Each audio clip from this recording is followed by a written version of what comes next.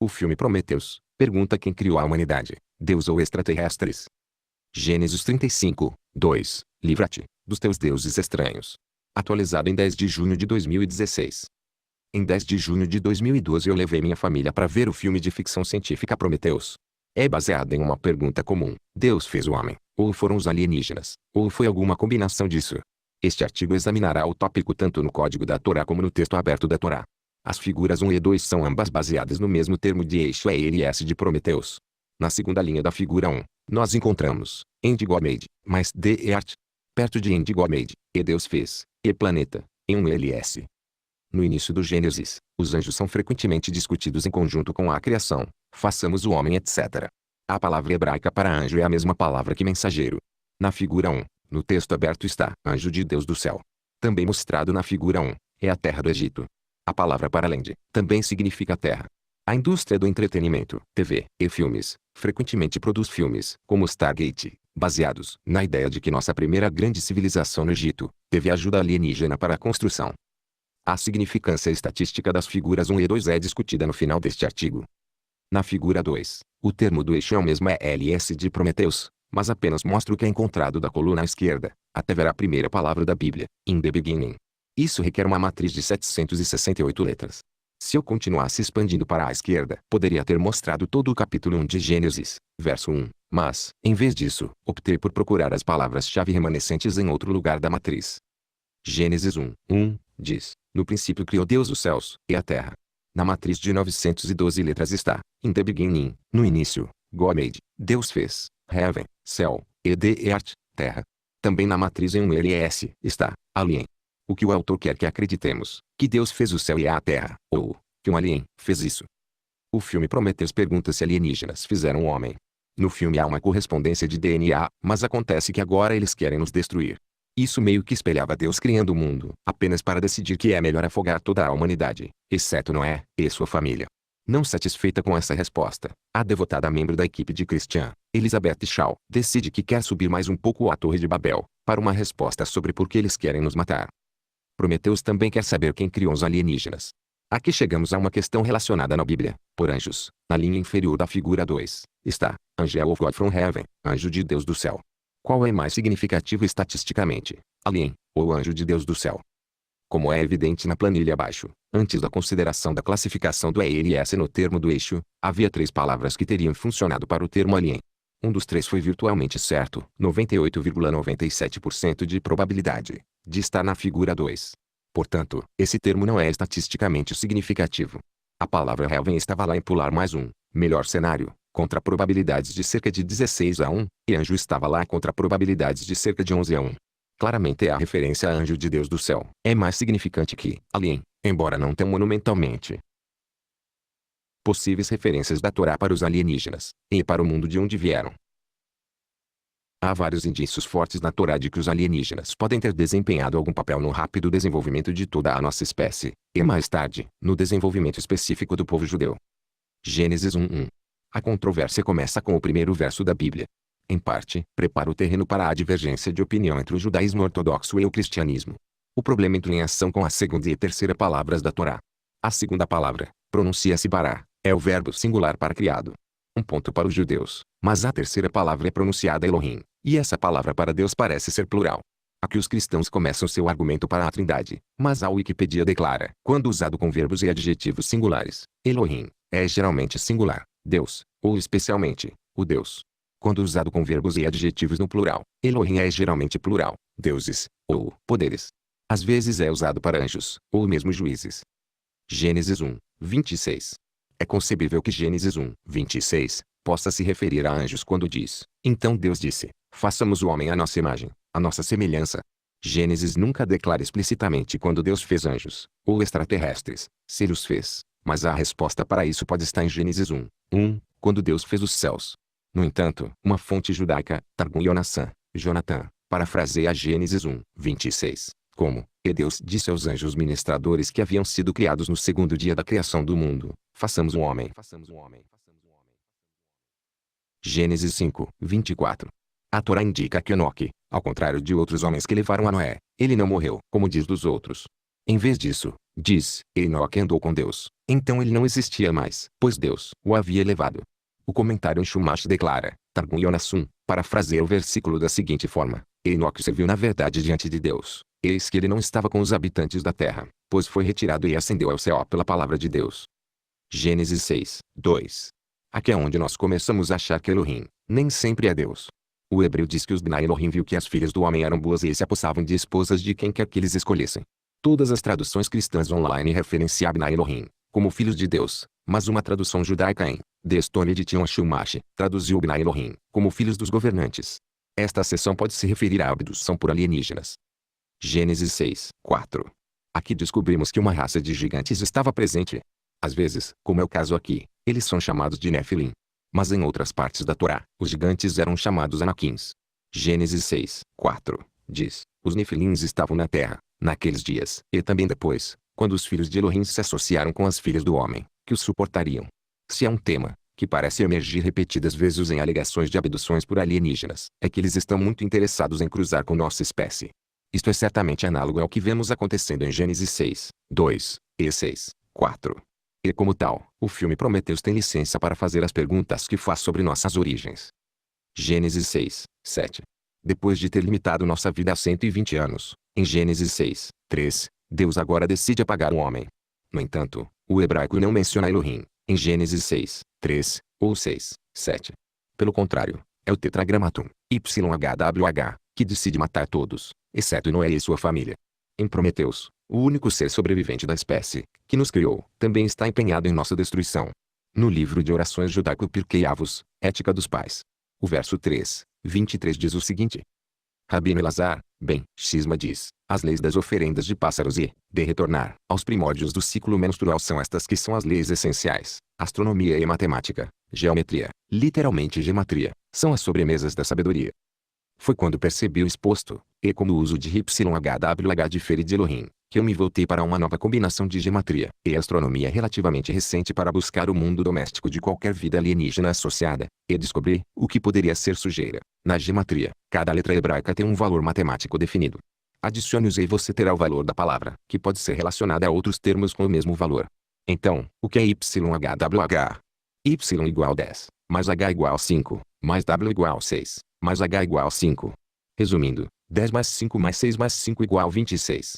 Agora, com este número 26, nos voltamos para a astronomia e perguntamos, existe alguma estrela a 26 anos-luz da Terra que poderiam abrigar vida? Bingo! Com certeza. Seu nome é Shara. Os detalhes seguem. Estrela 26 anos-luz de distância poderia abrigar vida alienígena. Um sol amarelo alaranjado chamado Shara 26 anos-luz da Terra foi identificado pelos cientistas como uma das fontes mais prováveis de civilização alienígena inteligente no universo. Depois de uma caça de 2 anos por zonas habitáveis, ou regiões em sistemas solares distantes, onde os planetas desfrutariam das condições perfeitas para a vida, Shara é uma das 5 estrelas nomeadas como locais promissores para a vida. A lista foi produzida por Margaret Turnbull, astrônoma do Instituto Carnegie de Washington, depois de vasculhar informações sobre os 120 mil estrelas, e será usada para tornar a busca por sinais de vida extraterrestre mais eficiente. No entanto, tão promissor como Shara soou acima, antes de seguir a personagem Prometheus, Elizabeth Shaw até a proverbial Torre de Babel para lançar um glimpse no nosso Criador, segundo a Wikipedia, a partir de 2009, a estrela Shara Beta Canum Venaticorum, CVN, Canum Venaticorum, não era conhecido por hospedar planetas. E sobre a gematria para Elohim, a ortografia e o valor desse nome são Aleph, 1, mais Lamed, 30, mais Ei, 5, mais Seud, 10, mais Men, 40. O valor total é 76. Há uma estrela a 76 anos-luz da Terra, EHD 1461 e tem planetas.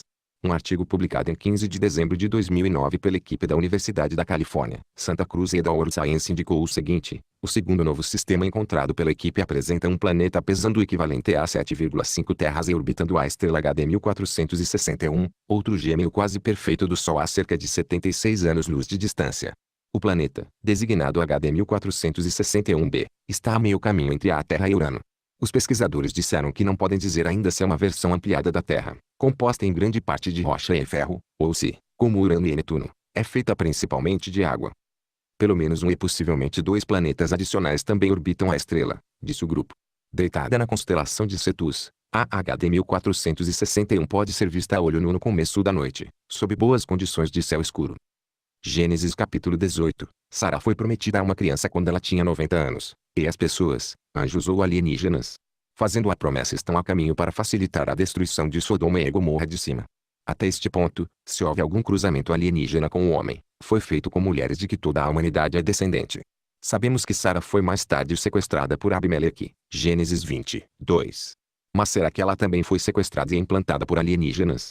Em caso afirmativo, foi com um óvulo velho removido dele e depois fertilizado com o antigo esperma de Abraão, ou foi com outra fonte genética?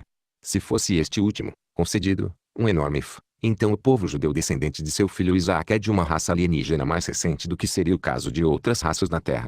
Mesmo que seja uma fantasia total, quando os nazistas se desenvolveram muito mais tarde, muitas vezes falavam em ser descendentes de uma raça alienígena. Nesse sentido, eles podem ter visto o pool genético judaico como competitivo e, portanto, estavam ainda mais determinados a nos eliminar. Eu tenho um amigo muito em comum, Clark McClelland, que já trabalhou com Wernher von Braun e outros ex-cientistas nazistas. Clark está convencido de que eles disseram a ele que os alemães eram descendentes de alienígenas. O dilema de Elizabeth Shaw e o meu também. Em Prometeu, Elizabeth Shaw é uma cristã profundamente religiosa.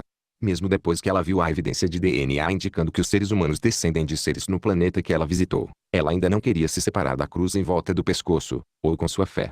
E assim é, com o meu judaísmo. Eu disse há muito tempo que existem dois tipos de pessoas na Terra.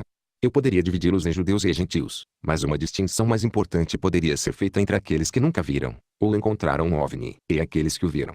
Eu pertenço ao segundo grupo, tendo visto um mais de 59 anos atrás no meu aniversário de 10 anos na Filadélfia. O evento foi divulgado na imprensa depois que 200 pessoas ligaram no encontro para o Instituto Franklin. Isso assustou o inferno fora de mim, e me afetou o suficiente para que por 20 anos depois que eu vi, sempre que eu me levantava para ir ao banheiro ou para fazer um lanche no meio da noite, eu sempre checava o céu. No entanto, para toda a verificação que fiz, nunca mais vi nada parecido. Muitos anos depois, fiquei sabendo que não apenas uma, mas duas pessoas da minha família tinham visto uma nave alienígena recuperada de perto. Ambos estão mortos agora. O homem que viu o ofício de Roosevelt foi um condutor de teste e lançamento da NASA chamado Stan Gross. Sua revelação foi feita para mim na presença de duas outras testemunhas em 24 de dezembro de 1997. Isso foi na noite em que o conheci. Brevemente, ele indicou que ele foi mostrado o ofício em 1964. A razão pela qual ele foi mostrado era que ele tinha uma necessidade de saber, que se traduzia em como ele agiria se um OVNI fosse observado nas proximidades de um lançamento. Stan nunca disse à sua esposa sobre isso porque ele não queria alarmá-la, mas dada a sua alta posição na NASA, ele certamente me alarmou. Ele alegou que o incidente de Roswell não era único, e que havia relação contínua entre os aliens e nosso governo. E que havia relação contínua entre os aliens e nosso governo. Quando perguntado se eles eram amigáveis ou hostis, ele respondeu: "Você não sabe o que seu vizinho está pensando." Tomei isso como significando que a verdadeira natureza das intenções alienígenas era desconhecida, ou que elas eram indignas de confiança. Stan se recusou a me dizer onde ele tinha visto a nave, indicando que esse tipo de informação específica era muito sigilosa. Como parte de um experimento, transmita a minha conta da revelação de Stan para alguns pesquisadores da Códigos de Torá que eu sabia que também tinham encontros com OVNIs de vários graus. Havia isca na mensagem destinada a chamar o nosso governo para olhar para o meu computador. A isca estava na forma de tópicos relacionados. Um tópico foi motivo para os assassinatos de Kennedy, que foram listados como o desejo do governo de manter o segredo de Roosevelt. O outro tópico era sobre se havia alguma verdade nas histórias da internet sobre uma base conjunta de governo e aliens em Dulce, Novo México. Tio Sam mordeu a isca. No meu computador, e os dos meus associados que também tinham um programa chamado Zone Alarm. Todos nós recebemos mensagens dentro de alguns minutos sobre uma tentativa de invadir nossos sistemas. Além disso, um associado já falecido, Walter York, fez sua esposa receber uma ligação ameaçadora dentro de 5 minutos da minha transmissão. Ela foi simplesmente informada de que sabemos que você mora na casa do outro lado da rua de uma casa verde e branca. O chamador, então desligou. Você pode ler sobre Walt em seus encontros com OVNIs em outro lugar no meu site. Eu sei que a tentativa de invadir nossos computadores foi direcionada pelo governo porque 1. Zone Alarm me deu o endereço IP do hacker, e 2. Um oficial de inteligência amistoso localizou o endereço para mim.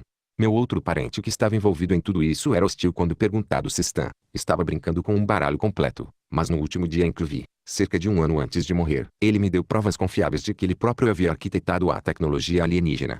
Na verdade, parecia que ele estava me dando ordens para encontrar e publicar toda a verdade. Sua declaração de negação ilícita por alguns parentes, e indicações de outros, como sua irmã já falecida, que eles sabiam o tempo todo sobre o seu envolvimento. Eu poderia acrescentar muitos detalhes aqui, mas ainda há parentes que, Por razões de segurança, não querem ser banhados à luz da imprensa sobre este assunto. Eles querem um atraso de pelo menos mais 15 anos antes de republicar tudo.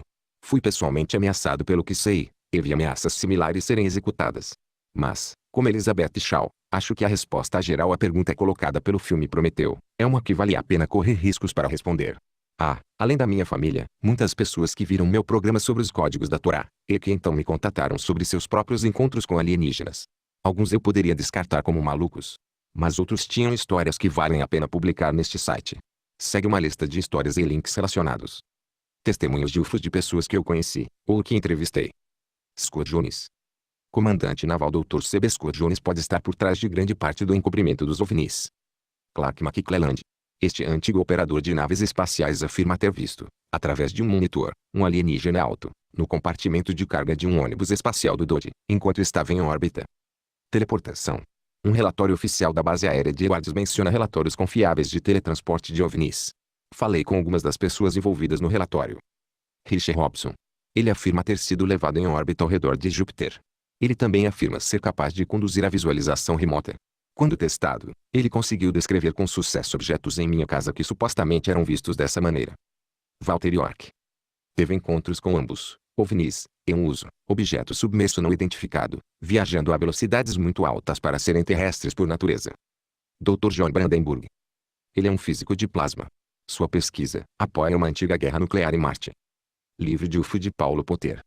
Reivindicações de ter sido sequestrado. Ele também afirma que ele sabe como os OVNIs são alimentados. Rebecca Renfrew. Alegou ter sido abduzido por alienígenas altos de cor dourada. Agendas governamentais, e impacto potencial na civilização de uma divulgação da existência dos alienígenas. No filme Prometeu, rapidamente se torna evidente que a agenda daqueles que financiam a missão não é a mesma agenda dos cientistas. O mesmo é verdade no mundo real. Um grande número de americanos, cerca de 14% de acordo com uma pesquisa da APA em outubro de 2007, viu um OVNI. Mas o nosso governo emprega uma estratégia de apatia, zombaria ou ameaças em resposta ao que as pessoas viram, ou o que sabem, como resultado de terem tido acesso à verdade, como foi o caso de Stan Gross, acima. Deveria ser óbvio em meu site que, embora eu tenha um forte interesse em OVNIs e na vida alienígena, não permiti que ele interferisse no meu amor a Deus e a sua Torá. Para mim, não é importante se Abraão foi contatado por alienígenas ou anjos, desde que seus pontos de contato estivessem ligados a Deus. As pessoas frequentemente argumentam que alguns anjos caíram, como Lúcifer, enquanto outros trabalham à vontade de Deus. O mesmo poderia facilmente ser verdade para alienígenas. Alguns podem estar aqui para nos raptar ou abusar sexualmente, enquanto outros podem estar aqui para nos ajudar. Mas, qualquer que seja o caso, nosso governo provavelmente não tem interesse em nos dizer a verdade. Qualquer que seja o caso, nosso governo provavelmente não tem interesse em nos dizer a verdade.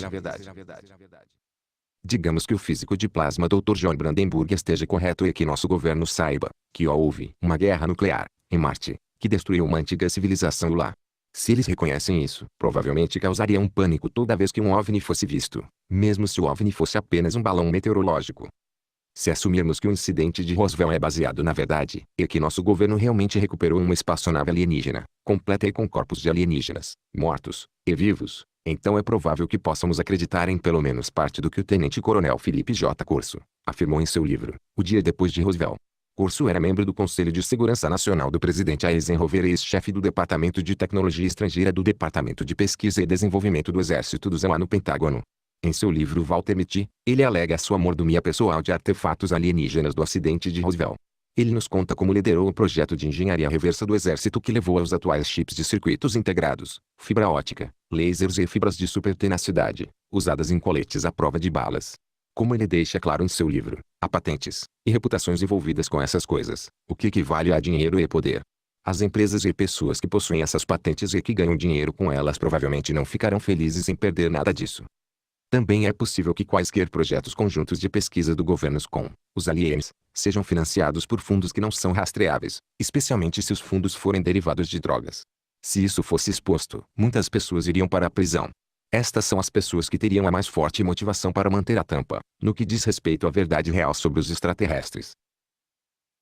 Finalmente, devemos considerar os efeitos culturais com os quais Prometeu se preocupa.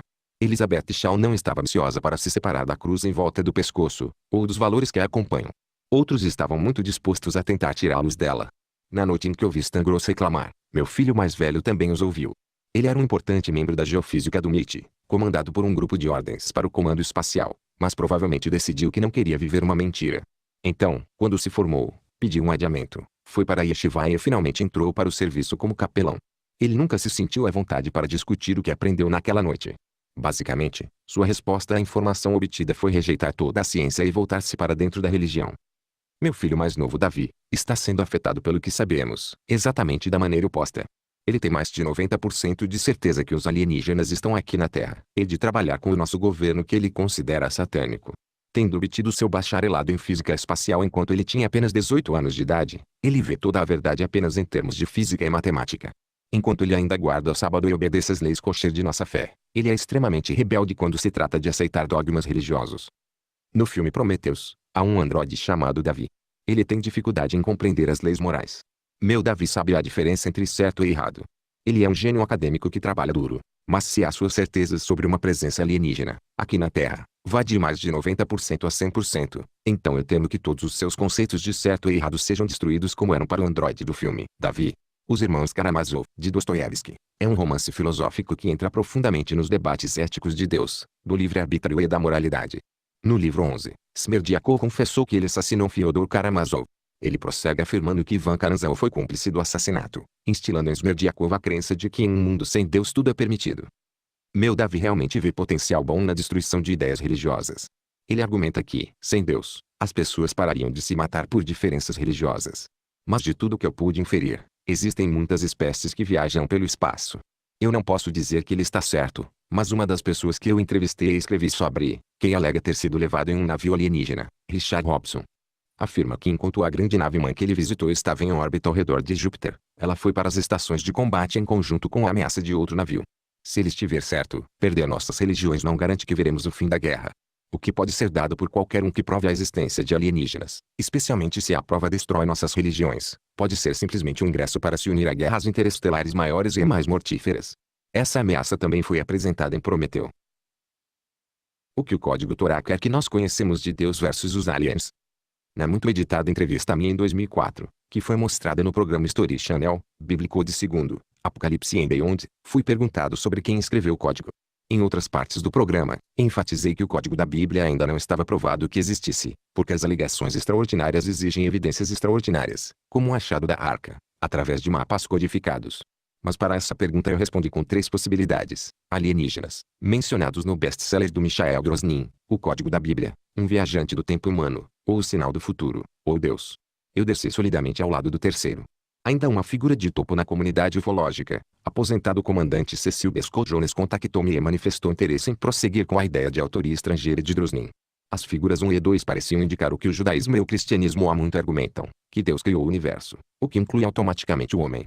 Enquanto, como cientista, tenho estado aberto para ver o que os códigos têm a dizer sobre este assunto, deixe-me esclarecer que a resposta parece expressar-se mais de perto nas seguintes matrizes que emparelham. 1. Rosvelfo.